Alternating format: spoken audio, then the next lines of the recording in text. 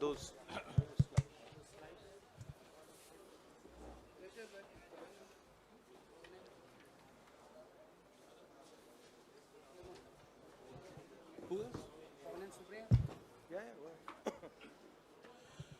नमस्कार साथियों, इस विशेष प्रेस वार्ता में आप सभी का स्वागत है। एक अत्यंत महत्वपूर्ण मुद्दे पर अभी राहुल जी आपको संबोधित करेंगे। Rahul ji. Are they going to put this stuff up here?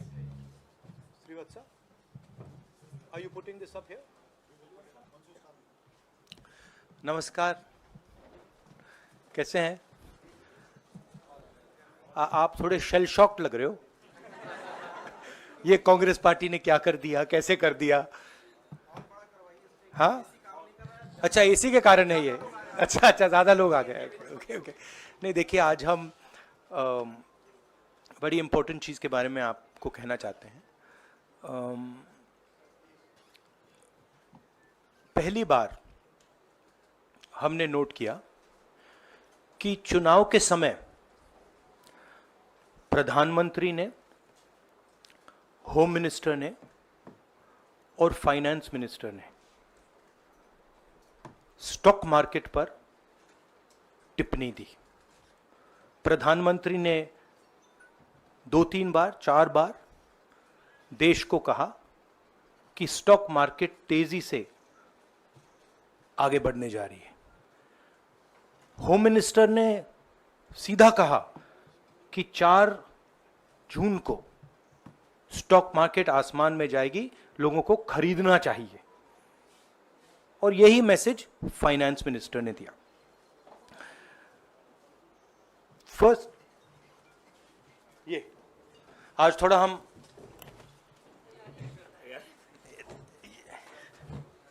तो ये क्रोनोलॉजी है।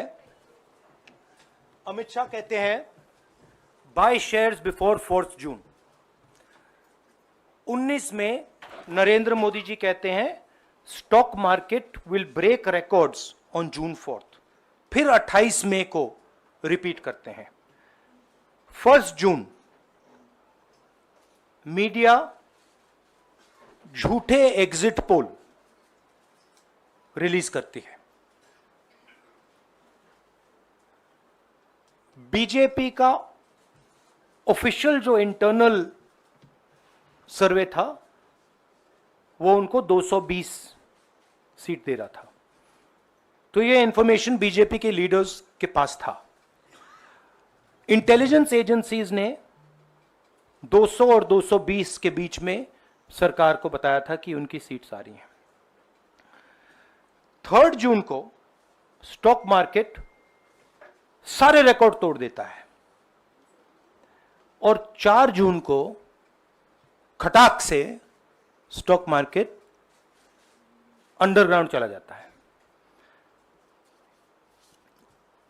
अगला स्लाइड दिखाइए जरा। ये देखिए, 31 मई massive stock activity, more than double what was there on 30th, more than double what was there on 29, 28। ये अनोमली देखिए। ये कौन लोग हैं? ये वो लोग हैं जो जानते हैं कि कोई ना कोई घपला हो रहा है। हजारों करोड़ रुपए यहां पे इन्वेस्ट हुए हैं, फॉरेन इन्वेस्टर्स ने इन्वेस्ट किए हैं। और उसके बाद 30 लाख करोड़ रुपए का लॉस होता है। किसका लॉस होता है? रिटेल इन्वेस्टर्स का लॉस होता है। तो ये जो आप देख रहे हैं, हिंदुस्तान की स्टॉक मार्केट की हिस्ट्री का सबसे बड़ा स्कैम है। और इसके बारे में हम कुछ सवाल पूछना चाहते हैं।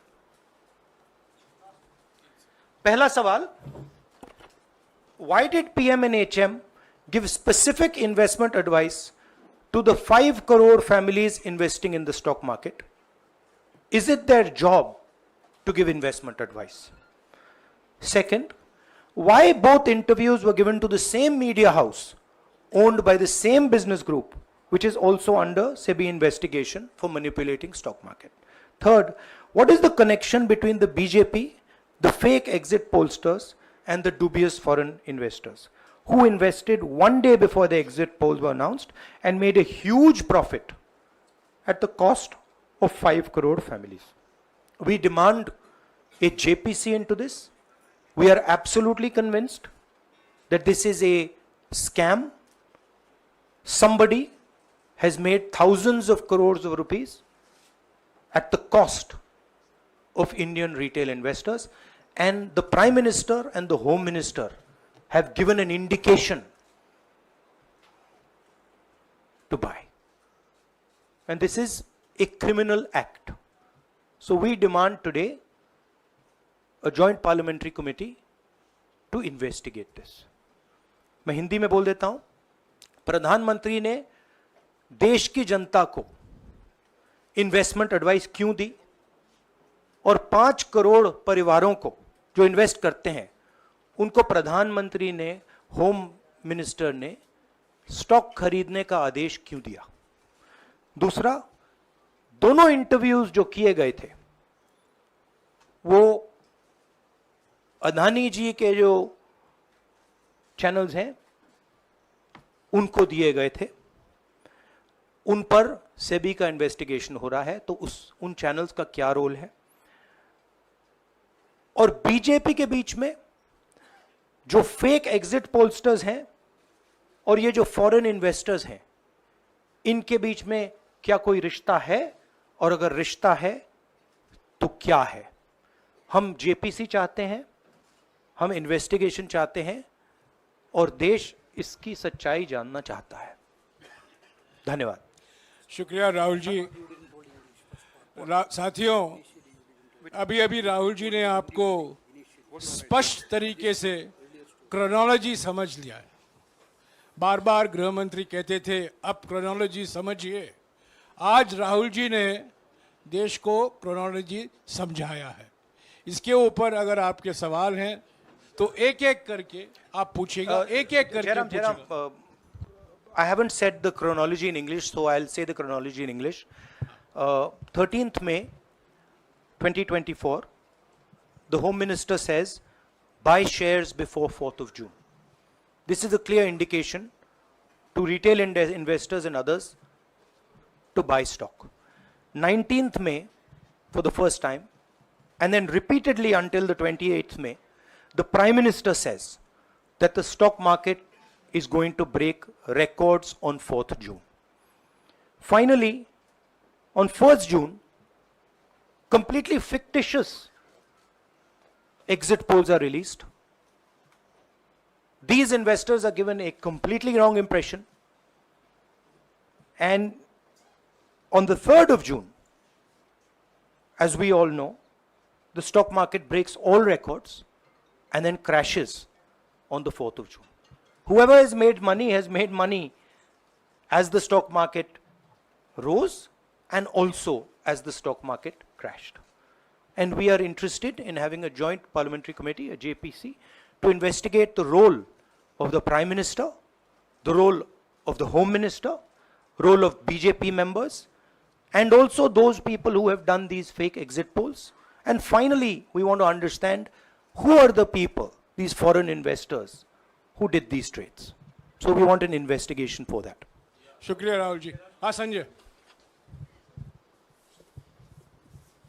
राहुल जी, इससे पहले भी आपने अदानी इशू पे जेपीसी पिछली लोकसभा में मांग की थी, तो क्या आप चाहेंगे कि ये इशू और हिंडनबर्ग इशू दोनों कंबाइन हो और दोनों की जांच हो? ये जो इशू है, this is a broader issue than just the Adani issue. It is connected to the Adani issue, but this is a much broader issue. This is directly the Prime Minister of India, Home Minister, who are privy to data on actual election results, who have IB reports, who have their own data, who are advising retail investors to buy stock on the floor. This has never happened before. And by the way, the Prime Minister has never commented on stock market before this. This is the first time the Prime Minister has commented, very interestingly, and multiple times, one after the other, saying that stock market is going to boom, stock market is going to boom, stock market is going to boom.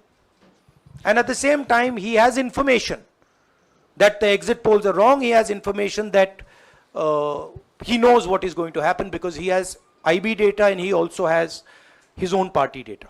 हाँ जी रवि।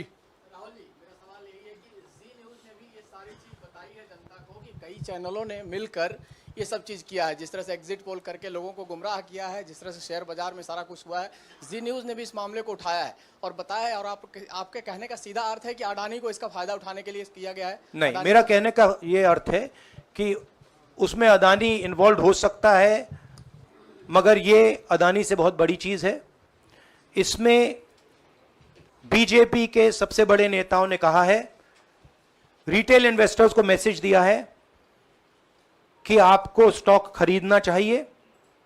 उनके पास information थी कि exit polls गलत हैं, उनके पास information थी कि BJP को फुल मेजॉरिटी नहीं मिलने वाली है, और वो जानते थे 3 जून को और 4 जून को क्या होने वाला है। कितने का 30 लाख, कितना 30 लाख करोड़ का नुकसान हुआ है? कितने का?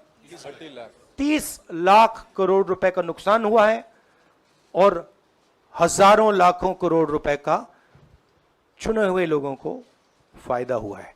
और हम इंक्वायरी चाहते हैं प्रधानमंत्री पर, होम मिनिस्टर पर, जिन्होंने एग्जिट पोल किया उन पर, और ये जो फॉरेन इन्वेस्टर्स हैं उन पर। हाँ शेमिन।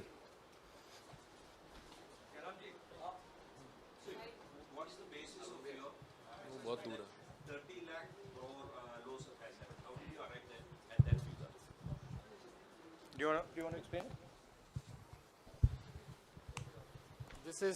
This is based on the value, market value of all the companies the day before the results came, and the market value of the stock market of all the companies at the end of the day on results.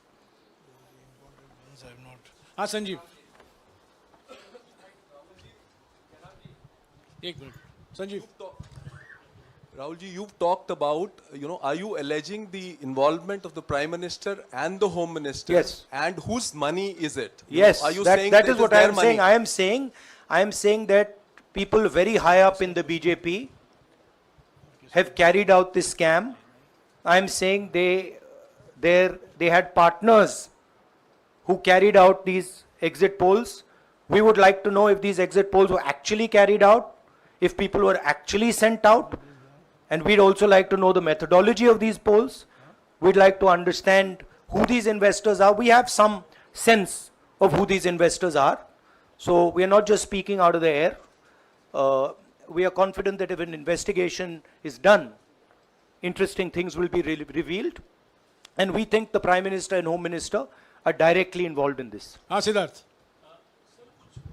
Companies की भी आपको लगता है जांच होनी चाहिए जिनके share बहुत अप गए, जिनके सबसे ज्यादा शेयर खरीदे गए और जिनके शेयर उसके बाद में बीच में बेचे भी गए, तो उन कंपनीज का भी को भी इस दायरे में आना चाहिए, आपको लगता है?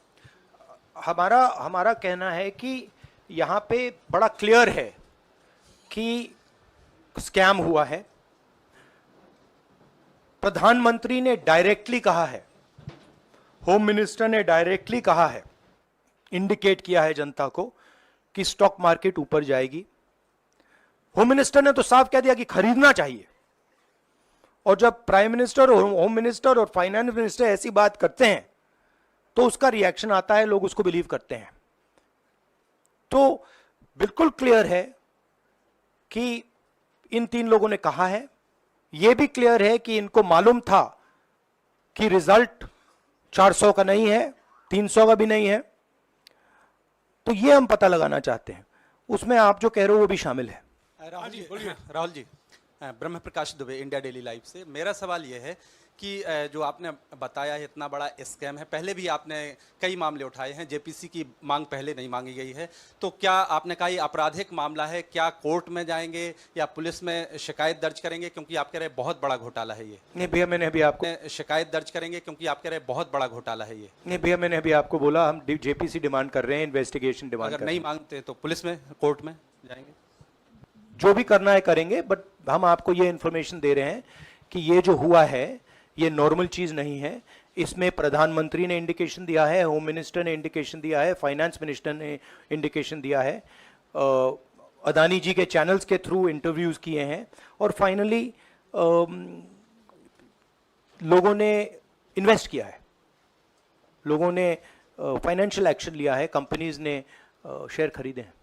इसी विषय पर एक मिनट इसी विषय पर, इस स्टॉक मार्केट घोटाले पर ही हम सवाल ले रहे हैं। मौसमी, इसी विषय पर कीजिएगा बस।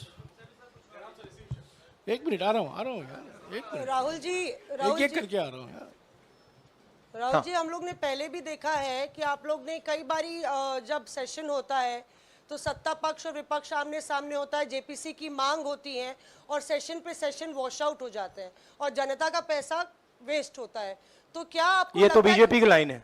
तो क्या नहीं, मतलब जनता का पैसा के सेशन वाटर आप ऐसी टी शर्ट ले लो ना एक, मैं आपको दे दूंगा, जरूरत नहीं है। उनका वो सिंबल दे दूंगा आपको, ये राहुल उनकी जी, लाइन है। सवाल आपको पसंद नहीं आए वो अलग बात है, पर आपको किसी नहीं, के सवाल इस मुझे तरह बहुत से पसंद आ रहा है। इस तरह से उंगली उठाने की जरूरत नहीं है। आप चेक बहुत करिए, अच्छा लग रहा है, मुझे बोलिए। बीजेपी का बैच पहनने की आप जरूरत सवाल नहीं। पूछे ना, सवाल नहीं, आपको भी जयराम साहब ये बोलना चाहिए, नहीं, सवाल गलत पूछिए। बात है। सवाल पूछे।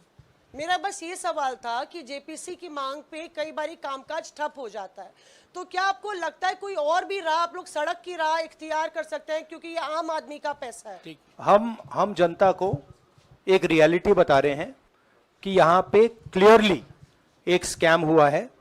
यहाँ पे प्राइम मिनिस्टर ने इंडिकेट किया है, यहाँ पे होम मिनिस्टर ने इंडिकेट किया है, यहाँ पे फाइनेंस मिनिस्टर ने इंडिकेट किया है। नॉर्मली बीजेपी की ये पोजीशन होती है कि जब भी हम कोई मुद्दा उठाते हैं तो हम पार्लियामेंट का टाइम वेस्ट कर रहे हैं। वही पोजीशन आपने अपनाई है, इसलिए मैंने आपसे कहा कि देखिए आप बीजेपी की पोजीशन ले रही हैं। रियलिटी, एक सेकंड, रियलिटी ये है कि हम जेपीसी करवाएंगे। अब ऑपोजिशन में बहुत ज्यादा ताकत है, बहुत ज्यादा स्ट्रेंथ है, और पूरा जो पार्लियामेंट की सिचुएशन है वो बदल गई है। हाँ जैनेंद्र,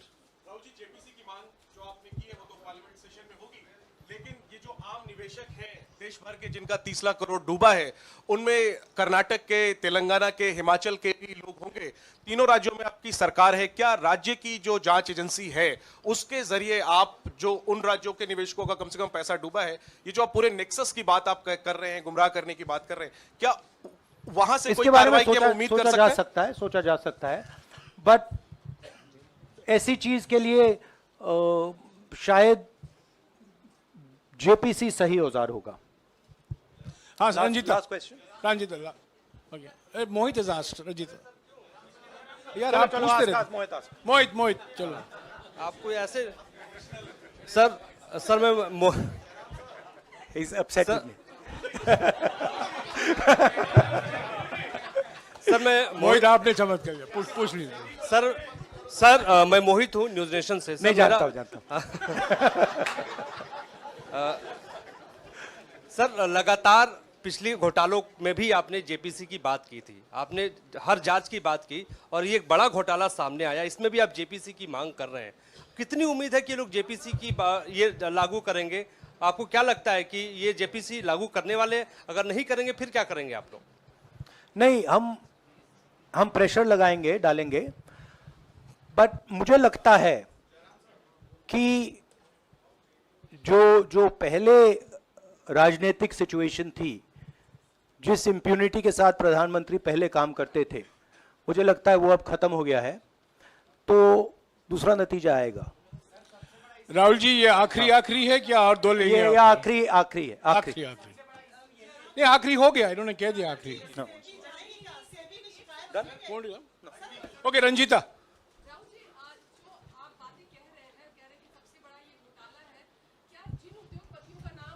लेते रहे हैं, चुनावी जो रैलियां रही हैं उसमें भी और उसके बाद भी, क्या आप कहना चाहते हैं कि सरकार ने मदद की है उन उद्योगपतियों को और अमीर बनाने में? नहीं, मैं कह रहा हूं, मैं सिर्फ सरकार की बात नहीं कर रहा हूं, मैं दो इंडिविजुअल्स की बात कर रहा हूं।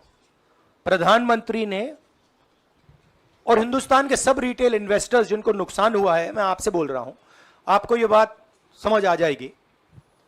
आपका पैसा गया है, आपकी कमाई गई है, आपको नुकसान हुआ है, और इसमें करोड़ों युवा हैं जो ईमानदार हैं।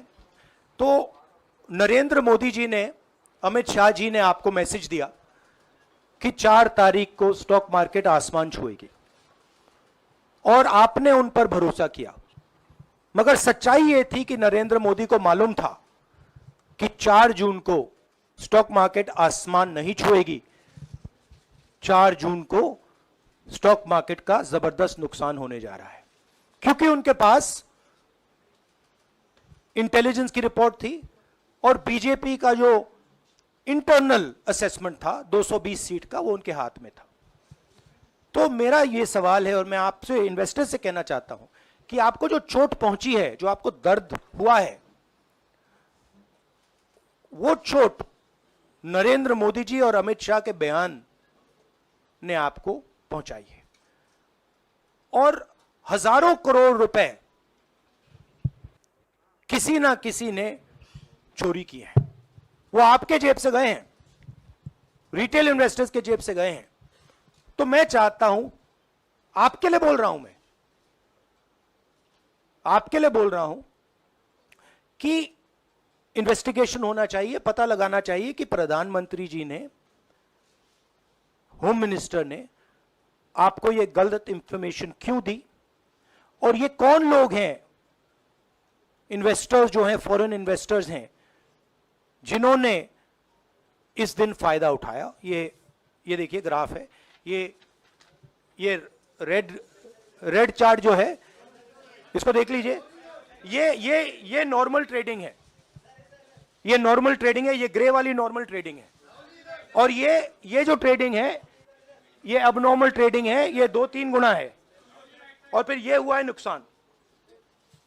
तो ये नरेंद्र मोदी जी और अमित शाह से मैं पूछ रहा हूं कि आप में इसमें आपका क्या रोल था, और रिटेल इन्वेस्टर्स के लिए पूछ रहा हूं, आपकी मदद के लिए, आपकी मदद करने के लिए पूछ रहा हूं, और इन्वेस्टिगेशन होगा तो आपके लिए होगा। धन्यवाद, शुक्रिया। Thank you.